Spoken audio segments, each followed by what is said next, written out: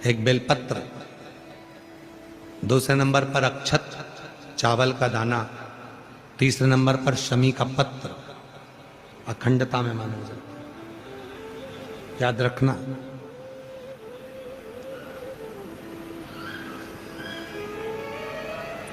एक बेलपत्र एक ऐसी है कि अगर भगवान शंकर के मंदिर में शिवजी पर शिवलिंग पर चढ़ाई जाती है, भले वो वहीं से उठाकर धोकर क्यों ना चढ़ाई गई, तुम एक हफ्ते तक भी अगर मंदिर नहीं आए हो और अगर एक बेलपत्र तुमने, मान लो आज तुमने एक बेलपत्र चढ़ा दी और घर गए या रात को या दूसरे दिन तुम रजो धर्म से हो गए, रजस्वला हो गए, मंदिर नहीं जा सकती 5 दिन 6 दिन 7 दिन, या कहीं जाना पड़ गया, तो क्या कहते हैं कि हमारा जल चढ़ाने का नियम टूट गया। कोई कहता है मेरा ये पूजन खंडित हो गया। नहीं, शिव महापुराण बड़ी सुंदर बात कहती है, एक बेलपत्र, एक शमी पत्र और एक चावल का दाना, ये 3 ऐसे हैं जिनको अखंड माना। यदि आप रोज शिव जी के मंदिर में आप जल चढ़ाने का नियम रखा है और आपको मालूम पड़ा कि मेरा रजो धर्म इस तारीख को आने वाला रहता है, तो 2-3 दिन पहले से या तो शमी पत्र या चावल का एक दाना या बेलपत्र शिव को चढ़ाना प्रारंभ कर दिया करो। तो आप यदि 15 दिन भी मंदिर नहीं गए हो तो भी आपका जल अखंड निरंतर स्वीकृत किया जाता है, अखंड माना। भले तुमने 10 दिन 15 दिन उस जल को नहीं चढ़ाया, तुम 5 दिन 7 दिन नहीं जा सकी, मंदिर नहीं पहुंची, तुम मंदिर तक नहीं जा पाए, तुम कोई कार्य में लग गए, तुम नहीं पहुंचे, पर उस जल को अखंडता में माना, अखंड। क्यों? एक बात आप लोगों ने, पशुपति व्रत किसी ने करा? हाथ उठाओ जरा, किन किन ने करा? सारे पंडाल वाले? हाँ ठीक है, रखिए। पशुपति व्रत में एक बात कही जाती है, 3 चीजें हैं। एक है पाशुपत्य अस्त्र, दूसरे नंबर पर है पाशुपत्य योग और तीसरे नंबर पर है पशुपति व्रत। 3 चीज। इसमें जो पशुपति व्रत होता है, इस व्रत में कथा में कहा जाता है कि आप लोग जब व्रत करो और 2 व्रत हो गए, या आपको बीच में कहीं जाना पड़ गया, या रजो धर्म आ गया, या कोई काम आ गया, आप शादी में चले गए, फंक्शन में चले गए, बीच में आपका जो 2-3 व्रत छूट गए, उसके बाद वापिस व्रत करोगे, तो कई लोग कहते हैं हमारा खंडित हो गया। नहीं नहीं, खंडित नहीं हुआ। पशुपति व्रत 5 व्रत होते हैं। बीच में अगर तुम कहीं चले भी गए, कोई फंक्शन में चले गए, बाहर चले गए, देश विदेश चले गए, कोई रजो धर्म में चले गए, तो आप उस व्रत को नहीं करते हो। पर वो व्रत भले तुमने नहीं करा, पर इसके पहले तुमने जो शंकर जी की पूजन करी थी, इसके पहले तुमने जो पशुपति व्रत करा था, पिछले सोमवार को जो तुमने पशुपति व्रत करा उसमें जो बेलपत्री चढ़ाई, पिछले सोमवार को तुमने पशुपति व्रत करा उसमें जो चावल का दाना चढ़ाया, पिछले सोमवार को जो तुमने पशुपति व्रत करा उसमें भूल से भी तुमने अगर शमी पत्र या चावल का दाना या बेलपत्र कभी चढ़ाया है, तो वो व्रत तुम्हारे चाहे 15 सोमवार छूट गए, 5 सोमवार छूट गए, 3 सोमवार छूट गए, 4 सोमवार छूट गए, पर वो व्रत तुम्हारा अखंड कहलाता है। भले तुम उसको करो चाहे मत करो। फिर वापिस आते हो, वापिस आने के बाद फिर व्रत करते हो। अब तुम्हारा 3रे नंबर का व्रत है, फिर चालू हो जाता है, 4थे नंबर का व्रत फिर हो जाता है, फिर कहीं जाना पड़ गया, फिर एक व्रत रह गया, फिर वो मान्य होगा। तो वो खंडित नहीं होता, खंडित।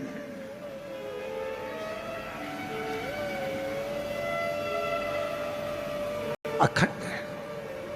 और कितनी सुंदर बात कही, तुम्हारे घर में कोई लक्ष्मी जी की मूर्ति है, गणेश जी की मूर्ति है, ठाकुर जी की मूर्ति है, विष्णु जी की मूर्ति है, देवी देवता की मूर्ति है, खंडित हो गई है, तो किसी ने कह दिया कि ये खंडित हो गई घर की मूर्ति, इसको तुम विसर्जन कर दो। ना, किसी का एक्सीडेंट हो जाता है, हाथ टूट जाता है, तो घर के बेटे को बदल दो कि क्या? घर की जो मूर्ति होती है वह छोटी होती है, छोटी होती। तो शिव पुराण क्या कहती है, उस मूर्ति के आसपास में कहीं पर भी एक चावल का दाना या एक बेलपत्र या शमी पत्र उसके आसपास में कहीं पर भी रख दो, वो मूर्ति खंडित नहीं, अखंड कहलाती है, वो खंडितता से बचे। इसमें खंडिता नहीं, अखंड कर। शिव कथा कर रही है, श्रीमद् भागवत कथा को सुना जाता है, श्री रामचरितमानस को सुना जाता है, विष्णु पुराण, अग्नि पुराण, पद्म पुराण, लिंग पुराण, नर्मदा पुराण, स्कंद पुराण, इनको सुना जाता है। पर शिव महापुराण को महसूस किया जाता है। जहां पर भी बैठकर आप, ये 5 पंडाल, 6 पंडाल, बहुत सारे पंडाल यहां बनाए गए हैं,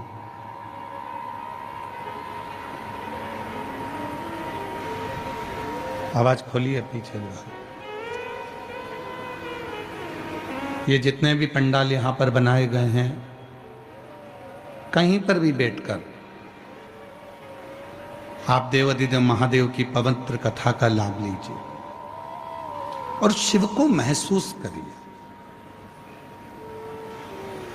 कथा सुनने के लिए आए हो वो अपनी जगह पर है, पर यहाँ शिव महापुराण की जो कथा कहती है, ये श्रवण करने के लिए नहीं, शिव को अपने मन की बात कहने के लिए, भगवान शंकर को अपने दिल की बात कहने के लिए यहाँ पहुंचे।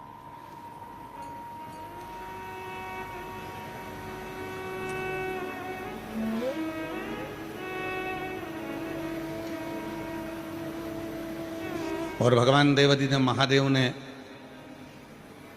अपना प्रमाण दे दिया।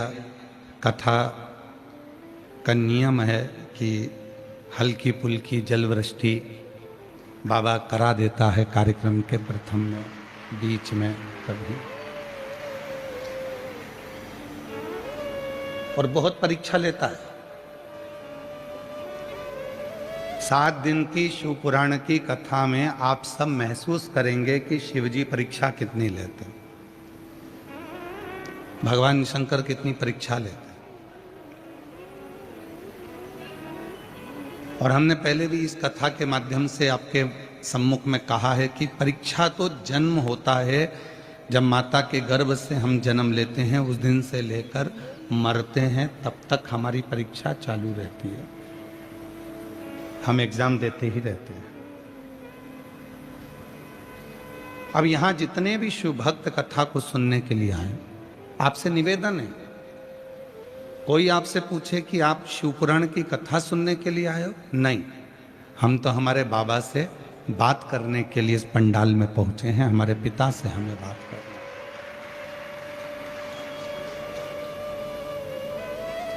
ट्रेन को पकड़ना है तो रेलवे स्टेशन पर जाना पड़ता है, फ्लाइट को पकड़ना है तो एयरपोर्ट पर जाना पड़ता है, हेलीकॉप्टर पकड़ना है तो हेलीपैड पर जाना पड़ता है। उसी तरह शिव को अगर पकड़ना है तो शिव महापुराण की कथा में आना पड़ता है। ये बाबा की वो कथा है, इसमें बैठकर आप केवल विचार करो कि भगवान शंकर की कथा हमको प्राप्त होगी, शिव पुराण हम सुन लेंगे और भगवान शंकर की कथा हमको, यहाँ तो जितनी देर बैठो, जितना समय बैठो, उतनी देर शिव जी का स्मरण करिए, शिव नाम जपिए। और जब आखिरी में आरती हो, आखिरी में जब आरती हो, कर्पूर गौरम हो गया, जब यहां से जाओ, आखिरी में आरती होने के बाद नीचे जमीन पर अपना हाथ फेरकर उसको अपने हृदय से लगाकर अपने देव अधिदेव महादेव से कहकर अपने दिल की बात, अपनी कामना कहकर बाबा से फिर जाओ, मेरा देव अधिदेव महादेव आपकी कामना पूर्ण जरूर कर। यहाँ शिव को महसूस करना, यहाँ केवल शिव पुराण की कथा को श्रवण नहीं करना, यहाँ भगवान शंकर की केवल कथा नहीं सुनना है, हमको शंकर को महसूस करना है, शिव को प्राप्त करना।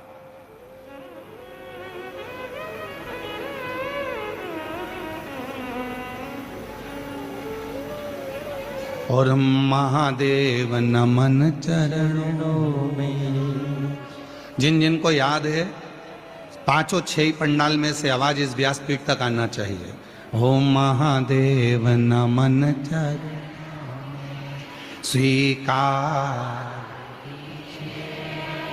सबका किया है मेरा भी उद्धार कीजिए, उद्धार कीजिए। हे त्रिपुंडधारी, हे त्रिशूलधारी, हे त्रिपुंडधारी, है त्रिशूलधारी। चरणों में तेरे बाबा जी पावन है चारों धाम। चरणों में तेरे बाबा जी पावन है चारों धाम। तेरी देव करते वंदना पूजे हैं सीताराम। तेरी देव करते वंदना पूजे हैं सीताराम। हो जाए पूरी कामना, हो जाए पूरी कामना। उपकार कीजिए सबका किया है मेरा भी उद्धार कीजिए, उद्धार कीजिए। हे त्रिपुंडधारी, हे त्रिशूलधारी, हे त्रिपुंडधारी, हे त्रिशूलधारी। ये शिव की वो कथा है जिसमें हम शंकर से अपने मन की बात कर सकते हैं, अपने मन का भाव कह सकते हैं, बाबा को अपने दिल की बात कह सकते हैं, बाबा को अपने मन का भाव प्रस्तुत कर सकते हैं। किसी भी पुराण में बोलने की अनुमति नहीं होती, पर शिव महापुराण एक ऐसी पुराण है जिसमें चंचुला देवी अपने पति बिंदु के लिए तुमरुका जी से प्रश्न करती है, उत्तर भी मिलता है और बात भी करती है।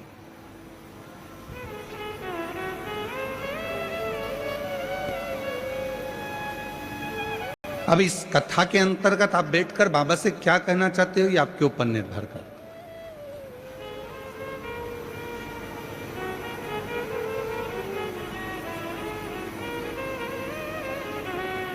और जैसे शिव पुराण की कथा कहती है, जिससे प्रेम होता है ना उसके लिए थोड़ा समय निकालना जरूरी होता है। पत्नी क्या मांगती है पति से? कभी पत्नी पति से नहीं कहती कि मुझे ला कर दो, वो कहती है मेरे लिए समय तो निकालो, थोड़ा तो समय दो। मानू मैं तुम खूब कमाओ, मना नहीं है, तुम्हारी फैक्ट्रियां 4 चले, हजारों काम चले, तुम बहुत गाड़ियां चले, घोड़े चले, तुम्हारे बहुत बंगले बने, सब कुछ हो, पर थोड़ा सा समय तो दो मुझको, थोड़ा सा।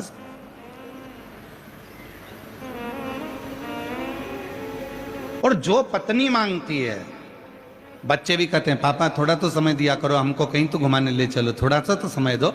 कमा लिया, खूब मेहनत करो, परिश्रम करो, कमाई करो, बंगला बनाओ, गाड़ी बनाओ, घोड़ा बनाओ, तुम्हें जो बनाना बनाओ, पर थोड़ा समय तो दो। और माता पिता क्या कहते हैं, बच्चा बहुत काम कर लिया, अब थोड़ा आराम करा कर और थोड़ा समय अपने बीवी बच्चों को और हमको भी दिया कर समय।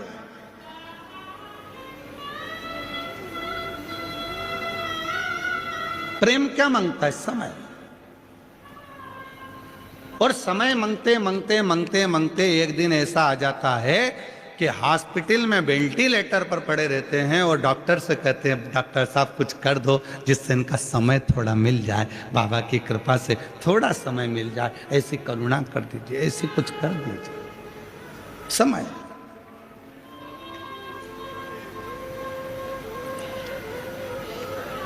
और समय कहाँ दिया जाता है? तो शिव महापुराण की कथा कहती है 33 कोटि देवता में अगर कोई देवता सबसे ज्यादा समय अगर किसी को देते हैं तो भगवान देव अधिदेव महादेव अपने भक्त को देते हैं, भगवान शिव देव।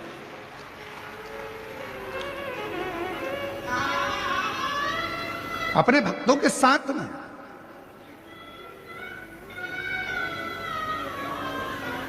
कोई मंदिर नहीं है जिस मंदिर में भगवान को छुआ जाए। राम जी के मंदिर में जाओगे तो दूर से दर्शन करो, भगवान कृष्ण के मंदिर में जाओगे तो दूर से दर्शन करो, माता रानी के मंदिर में जाओ तो दूर से दर्शन करो, किसी भी मंदिर में जाओ दूर से दर्शन करो। केवल एक देव अधिदेव महादेव ऐसे हैं जो अपने भक्तों के लिए हमेशा आनंद के साथ बैठे रहते हैं। आओ, एक लोटा जल लाओ, चढ़ाओ, अपने घर जाओ, और फालतू का टाइम बर्बाद मत करना, मेरे पास बैठकर समय बर्बाद मत करना। शिव जी कहते हैं मेरे को फुर्सत नहीं रत्ती भर की, क्योंकि दूसरा भक्त इंतजार में खड़ा है, वो भी लोटा भर के जल चढ़ाए और घर जाए। क्यों? क्योंकि भगवान शंकर कर्म को प्रधान मानते। शिव आलस से दूर है, शिव आलसी तत्व से दूर है, शंकर को आलस पसंद ही नहीं। शिव कर्म प्रधान है, मेहनत जितनी करोगे उतना फल पाओगे। शिव महापुराण की कथा में आपने जितनी बार भी कथा सुनी होगी, हम एक बात हमेशा कहते हैं, अगर मेहनत कर रहे हो, परिश्रम कर रहे हो, अपनी मेहनत को 4 गुना बढ़ाओ, अपने परिश्रम को 4 गुना बढ़ाओ, रात दिन एक करो, और आखिरी में एक बेलपत्र के बीच वाले पत्ते पर शहद लगाकर शिव जी को चढ़ाकर फिर अपने एग्जाम में बैठो, तुम्हें सफलता जरूर मिलेगी। मेहनत जरूरी है, परिश्रम जरूरी है, संघर्ष जरूरी है। और व्यक्ति करता क्या नहीं है, सब करेगा।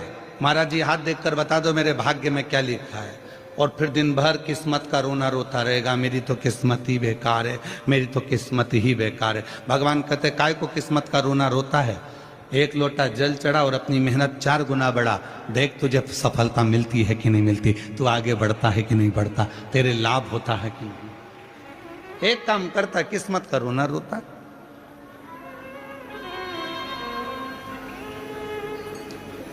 अब कितनी मेहनत करी होगी आप लोगों ने भी यहां पहुंचने के लिए। वीडियो वालों ने वीडियो डाला, पूरे पंडाल में पानी भरा गया, बोलो डाला कि नहीं डाला? पूरे जयपुर में वीडियो चल रहा है, पूरे पंडाल में पानी भरा गया, सारा पंडाल में पानी भरा गया। अब वीडियो डालना, सारे पंडाल में भक्त भरा गया।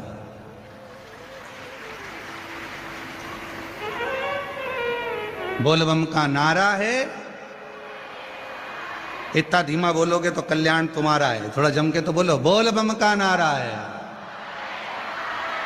श्री शिवाय हार हार। शिव को पाना है, थोड़ा परिश्रम जरूरी। शंकर को पाने के लिए थोड़ी मेहनत जरूरी है। और जैसे भगवान को पाने के लिए मेहनत मतलब भक्ति की मेहनत, परिश्रम, थोड़ा बैठना पड़ेगा, थोड़ा शिव को समय देना पड़ेगा। जिससे प्यार करो, जिससे प्रेम करो, उसको थोड़ा समय दो। और पत्नी से प्रेम करते हो तो पत्नी को समय दो, बच्चों से प्रेम करते हो तो बच्चों को समय दो, माता पिता से प्रेम करते हो तो माता पिता को थोड़ा समय दो। और उसी तरह शिव महापुराण की कथा कहती है, यदि देव अधिदेव महादेव से प्रेम करते हो तो थोड़ा समय दो। शंकर जी के मंदिर में एक लोटा जल चढ़ाने जाओ, शिव की स्तुति गाओ, शंकर का भजन करो, मंत्र जाप करो, नाम जाप करो, स्मरण करो, थोड़ी सेवा करो, थोड़ी चाकरी करो, उसका फल मिलेगा, फल प्राप्त हो।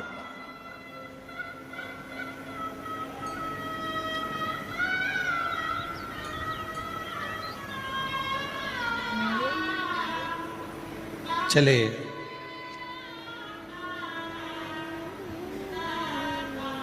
शिव महापुराण की कथा बैठे श्रवण करी, हृदय से बाबा से विनय करी, चलती।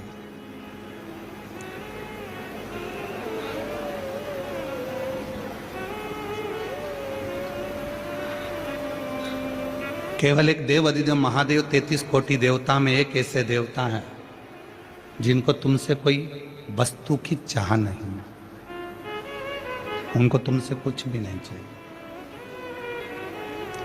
आप जल चढ़ाएं तो ठीक है, ना चढ़ाएं तो ठीक है, आप एक पुष्प भी भगवान शंकर को दें तो ठीक है, ना दें ठीक है। कई लोग कहते हैं भगवान अगर तुम ऐसा करोगे तो भगवान अपमान हो गया, भगवान का अपमान हो गया तो भगवान तुम्हें बद्दुआ दे देंगे, श्राप दे देंगे। शिव महापुराण की कथा कहती है देवों में भी एक देव हैं जिनको महादेव कहा जाता है, और भगवान देव अधिदेव महादेव भगवान शिव हैं। जो कभी बद्दुआ नहीं देते, जो कभी अपशब्द नहीं कहते, जो कभी तुमको श्राप नहीं देते। भगवान शंकर एक ऐसे हैं, तुमने जल चढ़ाया, ठीक है, कुछ गलती भी हो गई, ठीक है, कुछ त्रुटि भी हो गई, ठीक है। क्यों? क्योंकि उनका नाम भोला है। वो तुमसे, तुम्हारे बीच में रहते हैं, तुम्हारे साथ रहते हैं, तुम्हारे संग रहते हैं। थोड़ी बहुत गलती स्वीकार। और जब हम परिवार के साथ में रहते हैं, परिवार के बीच में रहते हैं, तो थोड़ी ना थोड़ी गलतियां, थोड़ी ना थोड़ी गलतियां हमारे जीवन में और आपके जीवन में होती रहती। कभी ये मत सोचना कि आप पूर्ण ब्रह्म परमात्मा बनकर पैदा हुए हो। हर एक व्यक्ति से गलती हो। ऐसा संसार में कोई जन्मा ही नहीं जिसने गलती ना करी, और गलती होना चाहिए। जिसको मानव देह स्वीकार करे और उस गलती को सुधारने का प्रयास करे।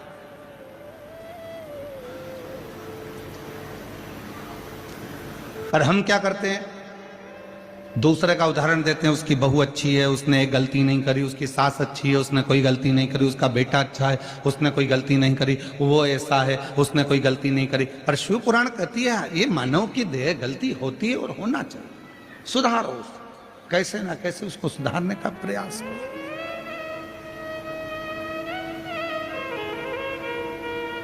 थोड़ा सुधारिएगा, और जब सुधारेंगे गलती को तो अपने आप सुख का अनुभव होगा। और मेरे भोले तेरा सहारा है, मेरे भोले तेरा सहारा है, मेरी नैया का तू किनारा है, मेरी नैया का तू किनारा। मेरे बाबा तुझे पुकारा है, मेरे बाबा तुझे पुकारा है, मेरी नैया का तू किनारा है, मेरी नैया का तू किनारा। तो ये पवित्र कथा महसूस करने के लिए, ये केवल श्रवण करने का विषय नहीं। आए हो, सुनो, धारण करो, हृदय से बाबा को अपने मन का भाव करो, हृदय से।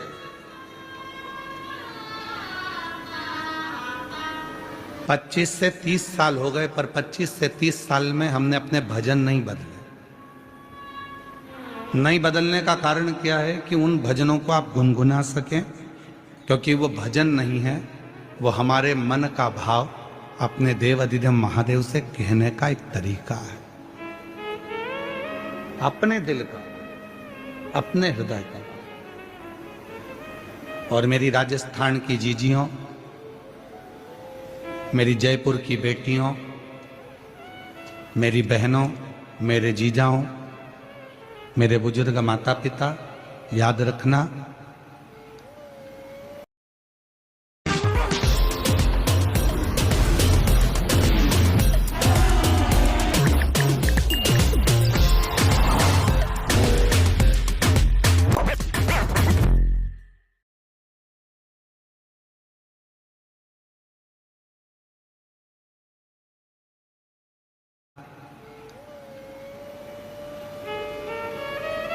ये प्रसंग 24,000 श्लोक की ये शिवपुराण की कथा में एक एक शब्द में शिव समाया हुआ है, एक एक शब्द। आप जितनी देर यहां बैठो उतनी देर अपने बाबा से अपने भाव को कहना। पास वाले शोर करेंगे, कोई कुछ कहेगा, कोई कुछ कहेगा, और अपना समय अपन गंवा दे तो वो जाने मत दे। जितनी देर 100 रुपये, 50 रुपये, 500 रुपये, 200 रुपये आप खर्च कर कर आए हो, ऑटो में लगाए हैं, आपने गाड़ी में लगाए हैं, 100-500 रुपये पेट्रोल डीजल में लगाए, वो व्यर्थ नहीं जाना चाहिए, उसमें आपकी लगन शिव से जुड़ी होना चाहिए। एक प्रसंग आता है शिव महापुराण के प्रारंभ में, देवराज नाम के ब्राह्मण का।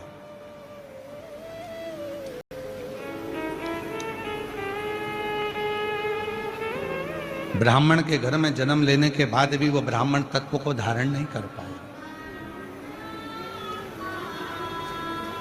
भूल गया था कि मैं ब्राह्मण हूं।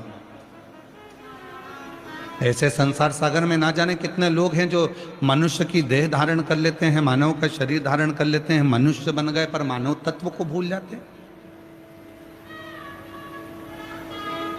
मानव देह का स्मरण नहीं कर पाते।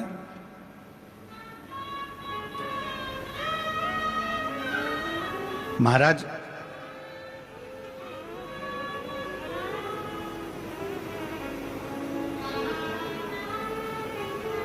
कितना सुंदर शिव महापुराण की कथा में तुमरुका जी चंचुला देवी को कह रहे, किसी मंदिर में नगाड़ा नहीं बजा सकते, मत बजा। किसी मंदिर में घंटा नहीं बजा सकते, मत बजा। किसी मंदिर में मंजीरा नहीं बजा सकते, मत बजा।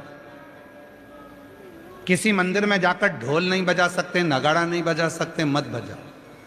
पर शिव पुराण की कथा कहती है 5 ऐसे हैं जिनके चेहरे पर यदि आपके द्वारा मुस्कुराहट आ जाए तो समझ लेना कि आपकी जिंदगी नगाड़ों से, ढोल से, मंजीरे से और खुशियों से भर गई। 5 ऐसे।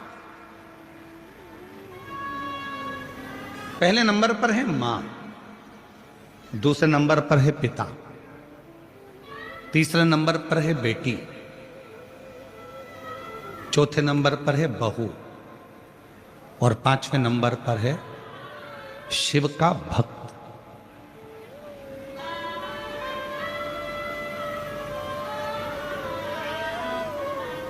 ये 5 है। आप मंदिर में नगाड़ा नहीं बजा सकते, मंदिर में जाकर आप ढोल नहीं बजा सकते, मंदिर में जाके घंटी नहीं बजा सकते, मंदिर में जाके मंजीरा नहीं बजा सकते। दुनिया की यदि सारी खुशियां आपको आपकी जिंदगी में चाहिए तो इन 5 को प्रसन्न रखने का प्रयास करो। इनके चेहरे पर स्माइल होना चाहिए। तुम्हारे घर के बुजुर्ग माँ, तुम्हारे घर के बुजुर्ग पिता, तुम्हारे घर के अंदर रहने वाली बेटी, तुम्हारे घर में आने वाली बहू और तुम्हारे घर में आने वाला कोई शिव भक्त जिससे तुम मिलो, उसके चेहरे पर प्रसन्नता होना चाहिए। समझ लेना कि तुम्हारी जिंदगी की सारी तरक्की तुम्हारे सामने। घर में माँ की आंख में आंसू है तो तुम मंदिर में कितनी भी जोत लगा लो, मंदिर में कितना भी अभिषेक कर लो, कितनी भी पूजन कर लो, कितनी भी अर्चना कर लो, सुख नहीं मिल सकता। घर के अंदर पिता की आंख में आंसू है तो सुख नहीं मिल सकता। घर की बेटी अगर तुम्हारे लिए रो रही है, घर की बेटी की आंख में अश्रु है तो तुम सुखी नहीं रह सकते। और याद रखना, घर में आने वाली बहू की आंख में यदि आंसू हैं तो तुम खुशी नहीं रह सकते। और कोई शिव भक्त तुम्हारे सामने अपने दुखड़े को कहकर रोए। वैसे तो शिव महापुराण की कथा कहती है कि किसी भी शिव भक्त को कभी किसी के दरवाजे पर जाकर अपना दुखड़ा नहीं कहना चाहिए। क्यों को?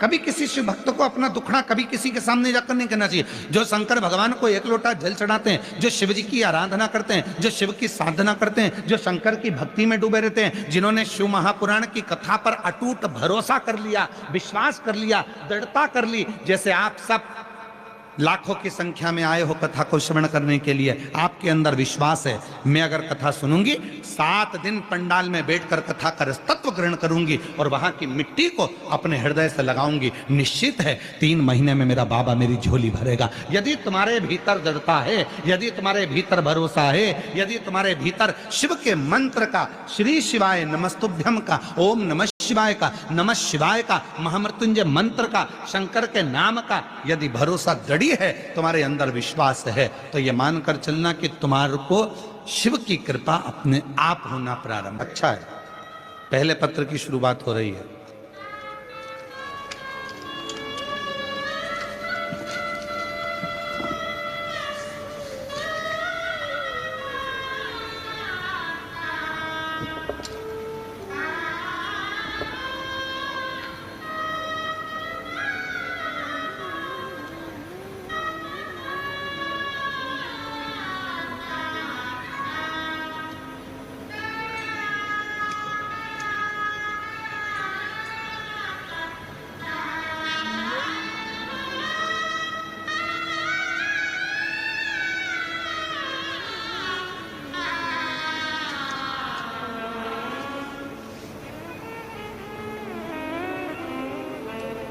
मैं मीनाक्षी विजय कोटा राजस्थान की निवासी हूँ। पत्र एलईडीओं पर चल रहे होंगे, चल रहे हैं पत्र एलईडीओं पर चालू है, पत्र दिख रहा है एलईडीओं पे आप लोगों को? आवाज तो बोलो। ठीक है, आस्था चैनल पे भी पत्र चालू हैं। पत्रों को आप लोग टीवी के माध्यम से, एलईडी के माध्यम से पढ़ सकते हैं और शिव भक्तों का प्रेम देखिए। मैं मीनाक्षी विजय कोटा राजस्थान निवासी हूं, एक तलाकशुदा महिला हूं।